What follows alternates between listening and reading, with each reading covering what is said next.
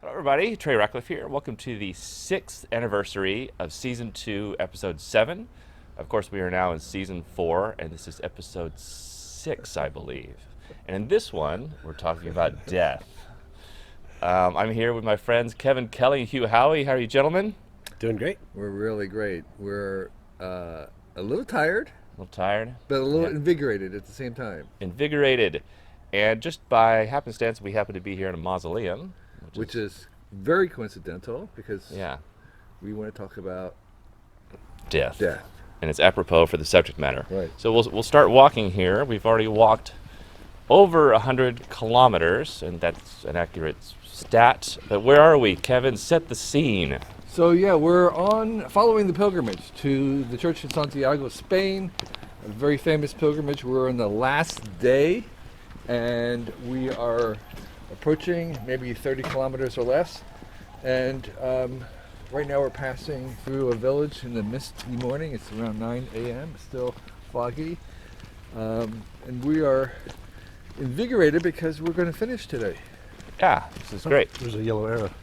Oh, we almost made a dreadful mistake. Oh, this way. All right, yeah, you kind of follow these shells. Yeah. So, and I'm also here with Hugh Howey, one of my newest best friends. The number of really good friends I can count on less than two hands.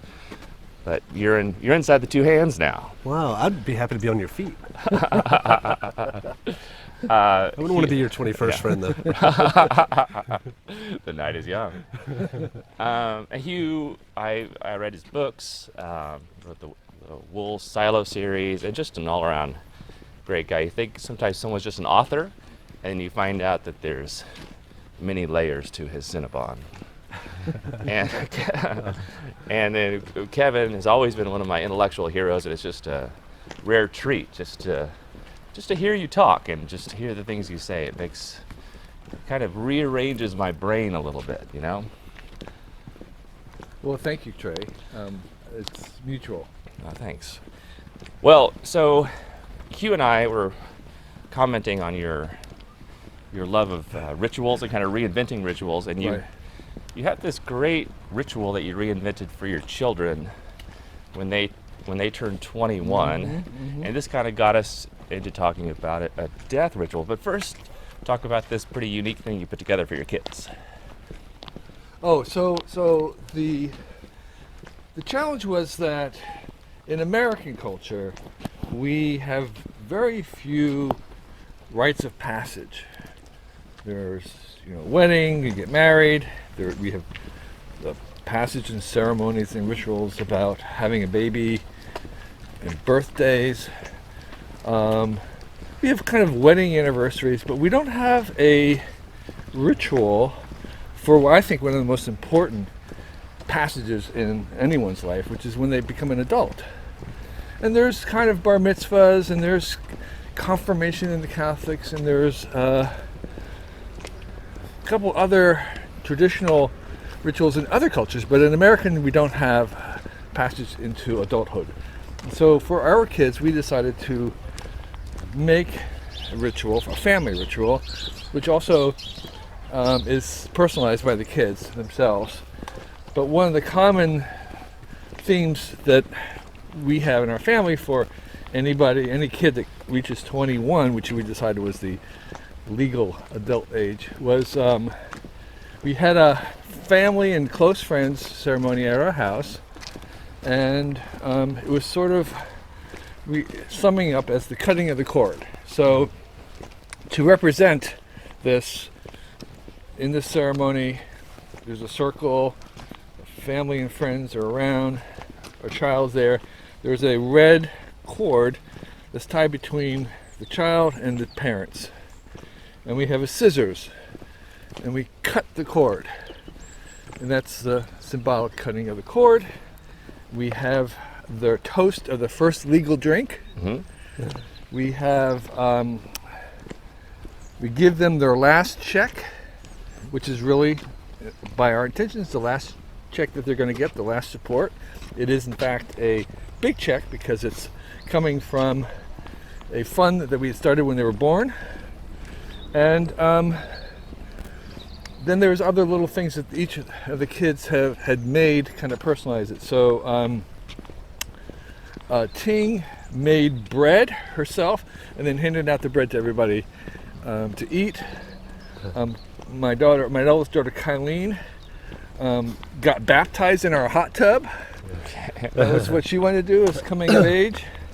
Our son Tywin found some edible paper and had everybody write their advice to him on the paper, and he would then consume it. He would devour it. He would inhale it, so to speak. Did you read it first? Oh yeah, yeah. Yeah, he read it out loud and said, "That's good advice," and then ate it. Okay. Made it his. And then he also, we were on the beach, or went down to the beach. Don't eat paper. Oh, now what do I do? This is arsenic. Yeah. Don't eat cyanide. He also ran into the ocean and came back, which was another type of baptism, but he was this idea that he would go into the ocean as a boy and come back as a man. And so that, I think, was very memorable to them, and it really marked that transition from being a child to being on their own, from being a child to being an adult. And as I was thinking about that, I realized that, I've been to a lot of weddings, and each wedding is a little different, and people try to kind of like, I wouldn't say outdo, but they try to make the wedding their own, to reflect their own personality. And I realized that we should do that with funerals. Right. We should be thinking about that. Like, what would make a really great funeral? Like, how would you do a good funeral, a funeral that really worked? And what do you want a funeral to do? And I never thought about that before until this walk. And I thought it was a pretty cool challenge thing to think about. Well, I think early in the week you kind of challenged me and Hugh. You guys should go to more funerals. Right. And what was the context with it you told us that? Because that was an interesting insight, right. I thought. Right, yeah. So I'm 66 right now, and so I'm at an age where more of my colleagues are dying than before. So I've been to funerals recently, more than I'd ever been before, and it was really interesting about them. First of all, I don't know if we're even allowed to enjoy a funeral. I mean, it's like, that's the weird thing about trying to design one. It's like, what are you trying to optimize? But one of the things that came away with from these funerals was this realization that in none of them were people really lauding the achievements of that person. I mean, the thing that you came away with was with person after person who was talking about what that person was like while they did their things, while they accomplished whatever they accomplished, is what kind of a person they were, who they were rather than what they did. And that was like, well, that's an interesting metric, because we don't often seem to be arranging our lives to optimize that. And maybe we should. And I think going to funerals is sort of like, has helped me change my behavior in some ways. It's like, well, it's really not about what we do, but what we are. And we should be focusing more on that. And so that's one of the lessons I think came from. And it still doesn't really, there's still another leap. Well, what would you do to make your funeral better? And maybe not waiting until we're dead to have those kinds of conversations about each other. Right. Introduce each other as the kind of person they are instead of this is their profession. I mean, it's sort of like I was thinking, well, how would I design my own funeral, right? I mean, that's sort of like, it's kind of a weird thing, but one of the things I kind of realized was the whole point of life, the reason why we're here for however long we're here, is, I mean, even if we live infinitely long, even if we have an afterlife, even if the soul continues, the thing about right now, this 3D world and having flesh, is that we get to affect things. It's like the maximum, like this reality is some weird thing where we have the power to affect things. And like if you're kind of a disembodied soul, you don't have much room there's no leverage to do things very much, to have an effect. You don't have an effect very wide. So this is sort of like this weird simulation or whatever it is where we can actually affect things. And so trying to affect things after you're dead is sort of, to me, you miss the point. So you don't really want to have a funeral where you're going to continue to try to affect the world because your time's done. That's the whole point. I'd like to push back on that idea. Okay? Okay. Because I think Controversy. I hope you outlive me. I can't imagine a world without you. I don't like to even think about it. It makes this conversation difficult. But you're a few years older than me, so statistically, it might be something I have to deal with. And I want you to affect me after you're gone.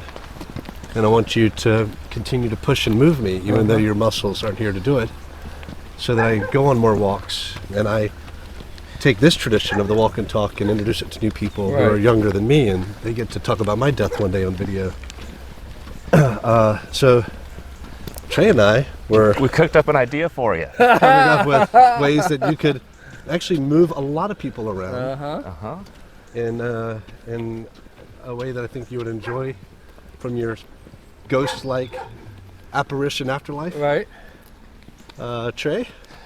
Yeah, so here's the idea, and it's awesome collaborating with a sci-fi writer on this stuff because, you know, his brain works in these ways that are wonderful. So, by the way, I think We're not going to kill you now, just so you know. right. It's such a good idea. This is We're a going to very accelerate quiet. this This is a very quiet part of the trail. Okay. If you'll just walk this way, you'll notice there's a hole we dug last night. Just lay down here Yeah. just for a couple of minutes. Don't worry. They're there. Don't worry. It'll all be over soon. No long sleep. Headed to this dark wood here. Oh yeah. So I think that should still be a normal kind of funeral, and a few people get up and say things, and because I think people do like to have a bit of a sad grief. I think that's a path that a lot of people need and enjoy. And I know a lot of people are like, have a big party, but that seems a little weird too. So sort of a multi-stage thing. So there's the traditional kind of, isn't that pretty? Yeah. Here, we're gonna go in there and then, 360. no, never say, sorry, we're all photographers, we love it. Yeah. So you're cremated, okay? And Okay. this is only a half-baked idea. So you're cremated, and then we take the cremation and we put it into 100 little boxes that are somehow arranged in a cube. Okay. Little parts of Kevin Kelly. Right. And then different people can take one of those little 100 boxes on one of these hikes around the world, and they lead a walk and talk like this. And there's always a destination. Like you find 10 final destinations, like a Santiago or one of the 88 temples. You have to take the ashes to And you have to take them and just put them there. And wow. because this wonderful tradition that you've shared with us of walking and talking, we have 10 people on this one. I know you guys have done one in Japan, which we'll have to do soon. They're really nice. And of course you'll come to maybe New Zealand? Yeah, New Zealand, of course. Right, yeah. And, of course some conversation would be about you, but it would carry on this very fun, light, philosophical, intellectual kind of thing that it just really stimulates us all to be better and to help push the world in the right direction. Right. Something like this. And I think we could add more to it, but I like that idea very much. I think we can make some fancy little boxes too. Yeah. I think they might, when you bring them together, they might do something. Oh, at like, the end. if you get 2 together, they do one thing, but once you get 10 together, they do They Maybe open like a a key. like a Hellraiser cube Little- and open a vortex. little RFID stuff. RFID, it could be 3D printed, all kinds of. Yeah, they could be interconnect. That's wonderful. So the competing best idea I've heard about what to do with my remains is Chris on our trek here was mentioning this version where you're kind of put your body into a bag that has like a seedling in it. Ah, and that's cool. your body turns into a fruit tree, and then people can eat you. All right. Interesting. That's I thought that cool. was really Yeah. cool. That is kind of neat. You get that tree planted, and Yeah. maybe that becomes a pilgrimage place, and people want to Right. come eat from Kevin Kelly. Uh-huh. Yeah. We thought also about bronzing you and hollowing you out and carrying you around like a Stanley trophy. Drinking beer out of you, Canadian beer. Yeah. Like, Yeah. who's got to carry Kevin today? Right. So that's one. Oh, before we get off yeah. the death ritual, Yes. one of the best ones I've ever heard is when you discovered, while we were in Vigo, Right. the boats. Yeah, I was in Portugal a few days before this in Porto, and I met a lady, and she's about 65. She's the wife of my friend Jose. Her name's Maria. She loves boats, and she's never really been able to afford a boat, but she's about to. And she says she wants to die on a boat. And there's a small island off the coast of Portugal where you take your boat when you're ready to die, and you anchor up, and then you die there. And now it's become a cemetery of boats. Oh, the boats stay Boats anchored. They're The still boats there. stay anchored. You could go visit them. Oh, Yeah. Wow. Until the next storm comes and washes them away. And I think they just stay there. I mean, Uh-huh. it might take 50 storms and they sink. Right. But some people go there ready to die and they don't die. They just live among they keep living. the grave boats.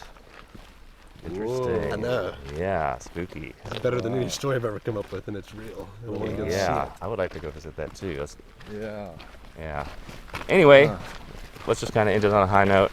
None of us are close to death. I would like that idea, unless I come up with a better idea in a future episode. Stick with that one. Yeah, for me. but season 42, we'll show you one of the boxes. We'll be on a different walk. That's right. All right. Alrighty. All right. Love you too. Yeah. Love you guys out there. Stay awesome. See you next time. Bye. Right. Let's walk towards the light. Hello, ladies.